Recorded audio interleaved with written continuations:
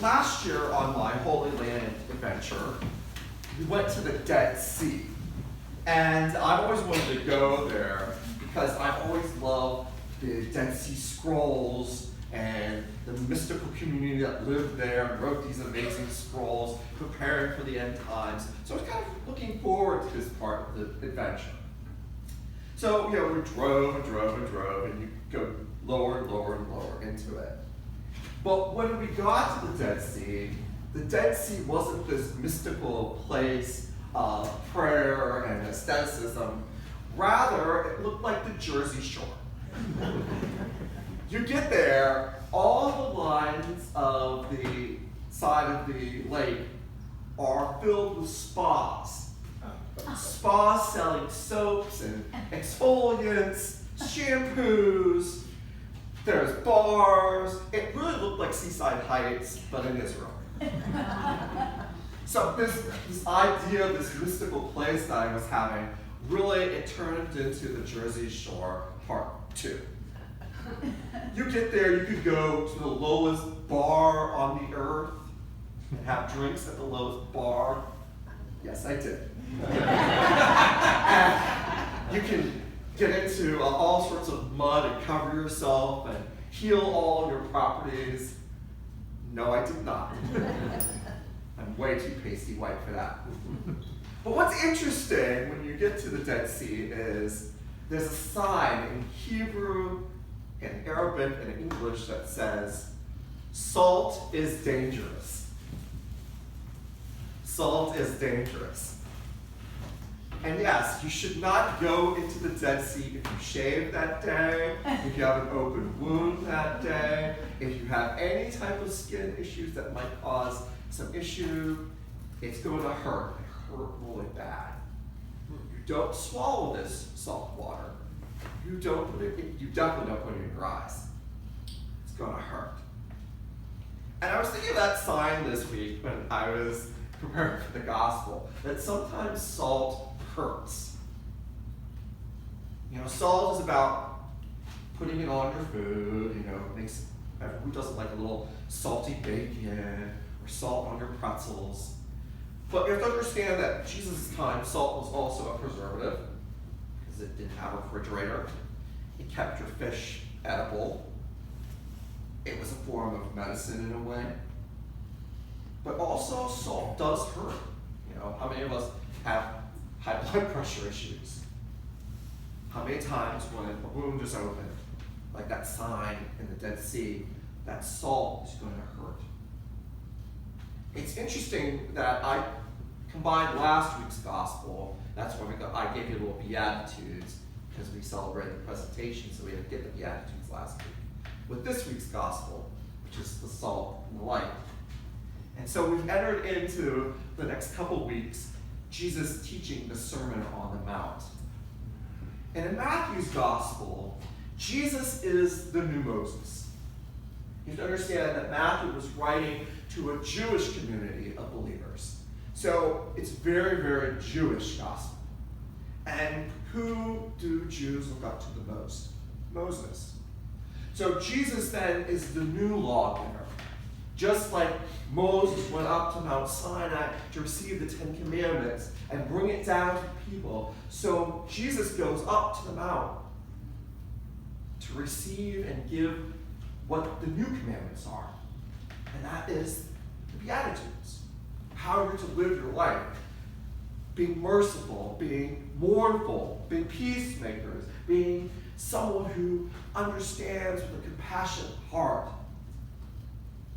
That's the new commandment that the new Moses, Jesus, is giving.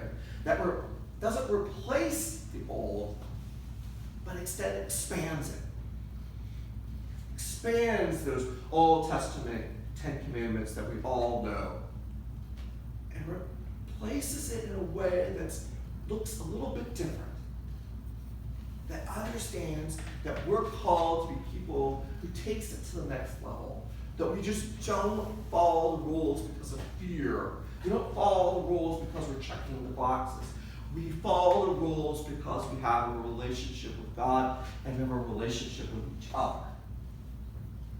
And how do we fulfill that relationship with each other? through the Beatitudes. And I think we downplay the Beatitudes sometimes as Christians, and it's unfortunate. If you go to the Orthodox Church, actually every Sunday they sing the Beatitudes before the Gospel.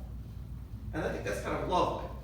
And if this was a singing bunch, which I know we're not at 8 o'clock, actually our hymnal has a wonderful version of the sung Beatitudes that come from the Orthodox Church. And I've inflicted it on the 10 o'clock. And I think it's lovely that we remind ourselves of the power of the Beatitudes. I always think that all Christians should memorize the Beatitudes. When I taught scripture to 10th graders back in my former life, I made them memorize it. Because this is Jesus' really, after the Lord's Prayer, most important. The idea that we're called to a higher level of connection with the divine, but also with each other. How we love and how we mourn and how we care for each other and bring peace. And then by doing that, we then can become salt and light. Now back to the Dead Sea sign of salt is dangerous. If we follow the Beatitudes, being mournful, peacemakers, people who stand up for justice and not be afraid to be reviled and abused, we're salt. But if you think about it, we're also dangerous. Salt can sometimes be hurtful because if we're bringing out God's kingdom into the world, sometimes people won't like that. If we challenge someone to say, why aren't you more compassionate? Why aren't you more of a peacemaker? Why aren't you more loving? Why aren't you empathetic? Why aren't you allowed to cry more? Sometimes that's really dangerous stuff. You know, to show weakness in our American culture is looked upon as something you don't want to be. You want to be strong. You want to be aggressive. That's not the Jesus way. The Jesus way is to take those Beatitudes and be salt and be light to people who need it. And sometimes being salt and light is not easy. It's hard. Sometimes it might be even dangerous to you. It might be tough on other people. And I think maybe we need, as Christians in this day and age, not to be afraid to give the hard Christianity. The hard Christianity of love. The hard Christianity of standing up for people who are beaten down. The hard Christianity of allowing people to mourn and to mourn with them. The hard Christianity of bringing peace where there's conflict. That's the hard stuff of Christianity. And I don't think we need lukewarm Christians, as Bonhoeffer would say.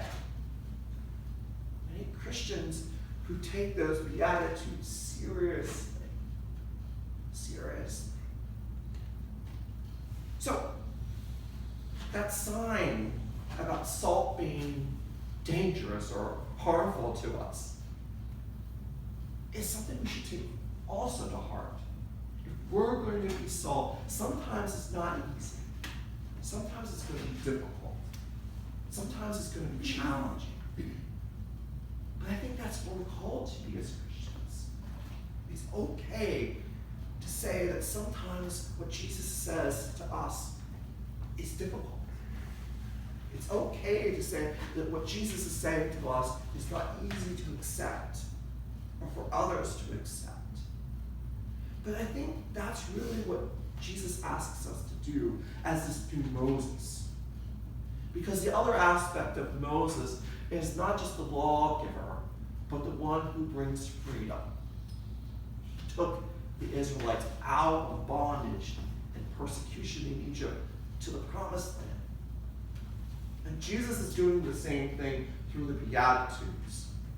He's taking us out of the bondage of our former lives to something much greater, much deeper.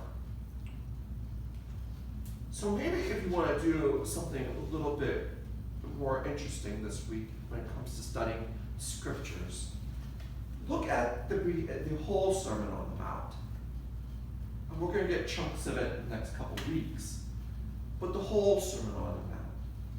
And ask yourself, what is this law that Jesus goes up to the mountain to get? And what is it that he's giving to us? How is he expanding the Ten Commandments? And finally, how are we both salt and light to the world? How is it that we can be salt to a world that needs sometimes a little extra zing, if you know what I mean? And how can we be light to a world that's many times full of darkness?